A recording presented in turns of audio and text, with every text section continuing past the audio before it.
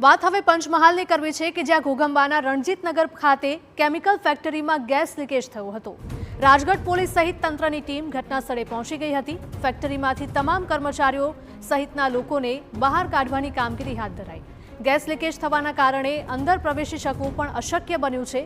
Gas લીકેજની ઘટનામાં કોઈ પણ વ્યક્તિને અસર વર્તાય કે નહીં તે અંગેની જાણકારી હજુ સુધી નથી મળી શકી। ગેસ લીકેજ થયો હોવાની ઘટનાને લઈને પોલીસ સૂત્રોએ પણ સમર્થન આપ્યું છે। સંવાદદાતા નિકુંજ જોડાયા છે ફોનલાઈન પર વધુ અપડેટ સાથે। નિકુંજ, કયા કારણોસર અહીંયા ગેસ લીકેજ થયો હતો? કોઈ કારણ સામે આવી રહ્યું છે કે કેમ?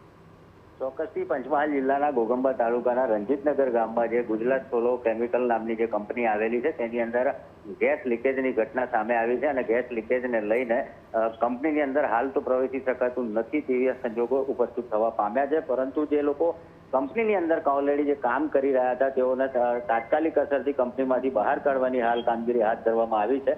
જે ફાયરની ટીમો છે, જિલ્લા પોલીસ વડા સહિતના અધિકારીઓ છે તે હાલ ઘટના સ્થળે પહોંચ્યા છે અને જે કંપનીની અંદર જે કામ કરતા કામદારો હતા તેઓને હાલ જે ગેસ લીકેજને લઈને જેઓની તબિયત લથડી છે તેઓને પણ હાલ જે હોસ્પિટલની અંદર શિફ્ટ કરવાની કામગીરી હાથ ધરવામાં આવી રહી છે।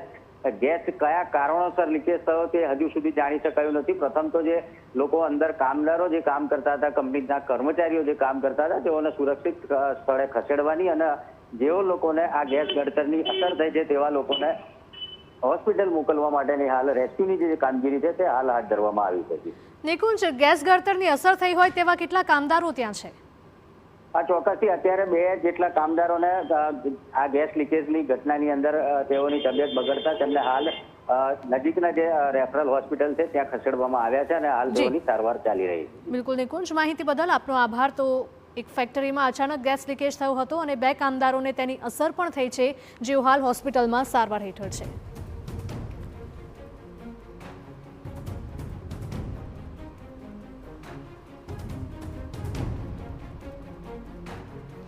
રાજગઢ પોલીસ સહિતની ટીમો ઘટના સ્થળે પહોંચી ગઈ છે અને બચાવ કામગીરી કરવામાં આવી રહી છે। ફેક્ટરીમાંથી તમામ કર્મચારીઓ સહિતના લોકોને ત્યાંથી બહાર કાઢવાની કામગીરી કરવામાં આવી હતી।